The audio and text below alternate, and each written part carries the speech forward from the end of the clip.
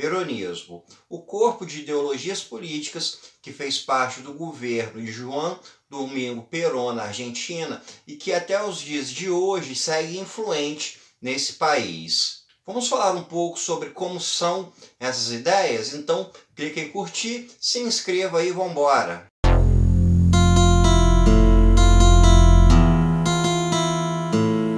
O peronismo constitui nas ideias políticas postas em práticas pelo Juan Domingo Perón, na forma como essas políticas interagiram com a sociedade e em toda a percepção simbólica que existe em torno dela, tanto por parte da população, das classes baixas ou então de grupos mais elitizados e até mesmo por parte dos intelectuais. O Juan Domingo Perón era um militar de carreira, ele ascendeu até patentes mais altas dentro das Forças Armadas Argentinas e no ano de 1943 ele foi nomeado secretário de Trabalho e Segurança Social, que seria uma espécie de Ministério do Trabalho junto com algum Ministério de Promoção Social.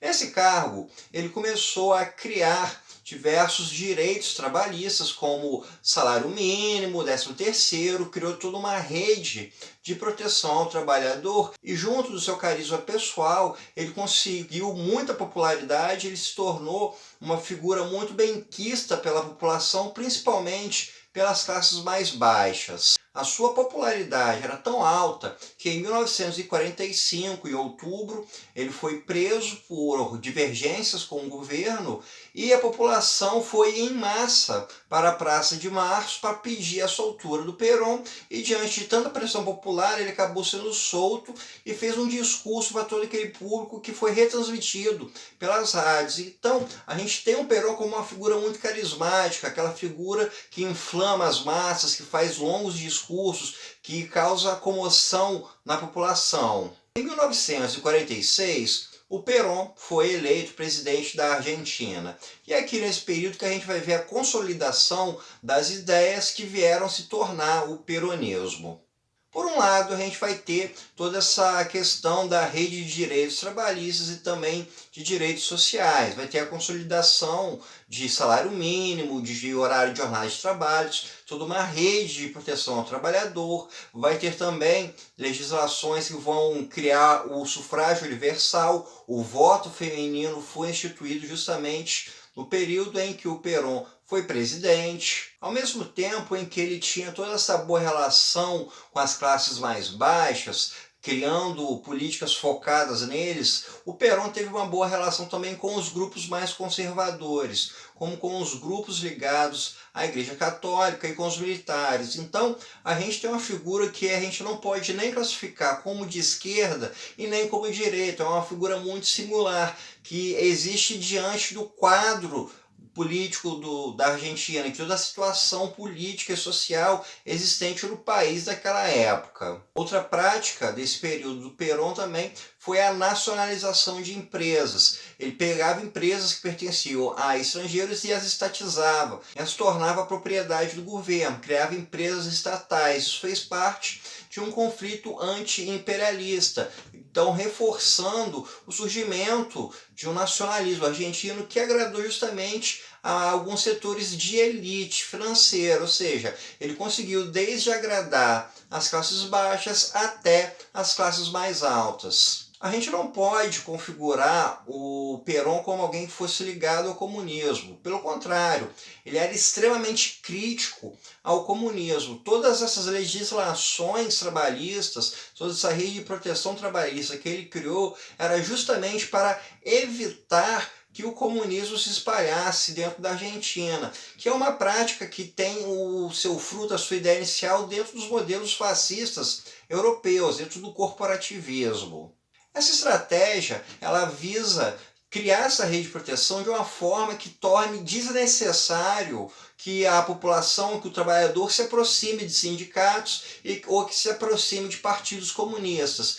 É como se o governo virasse para o trabalhador e dissesse: olha, você não precisa de greve, você não precisa de sindicato, você não precisa de partido comunista. Isso porque o governo está aqui para te garantir um bom salário, o governo vai te garantir direitos trabalhistas, então você não precisa se envolver com nada disso. Então, toda essa ideologia por trás das práticas do Perón estão ligadas a uma forma de você combater o comunismo no país, que é também uma forma de se agradar a esses setores conservadores. Da mesma forma, também não se pode dizer que o Perón fosse fascista por causa desse tipo de ideia. Pelo contrário, ele também surgiu dentro de todo o ambiente antifascista. A própria Argentina havia se posicionado contra o eixo durante a Segunda Guerra Mundial. Então, dessa forma, a gente consegue compreender como o peronismo funcionava. Ele se colocava como uma pragmática nacionalista que está acima ou está fora dessa divisão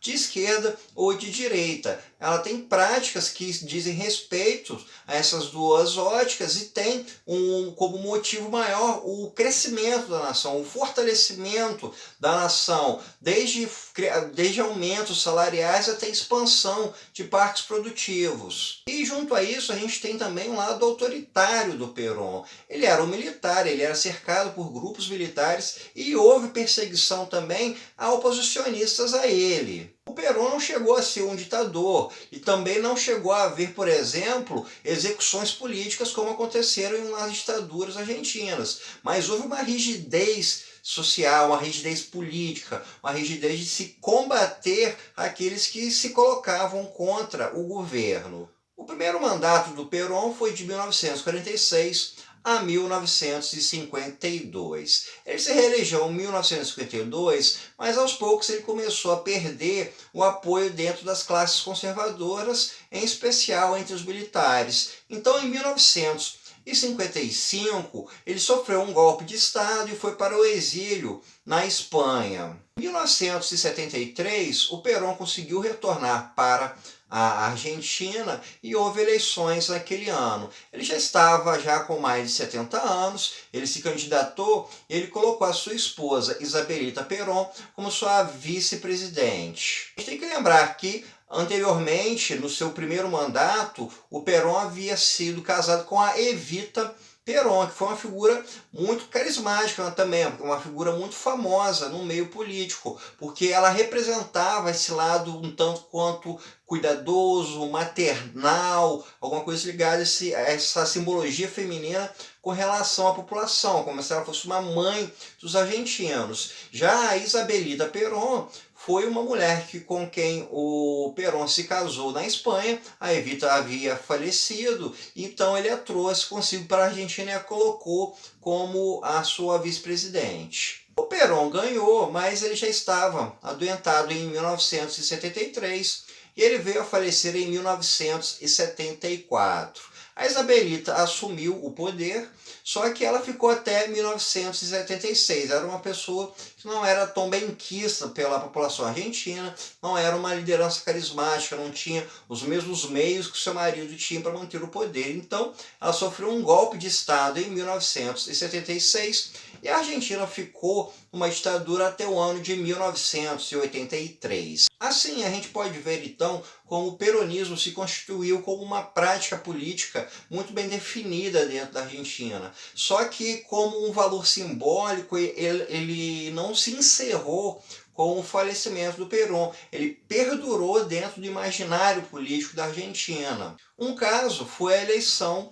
do Carlos Menem em 1989. O Menem, nessa eleição, ele se posicionou como candidato peronista, como alguém imbuído dessas ideias de nacionalismo, de proteção aos trabalhadores, etc.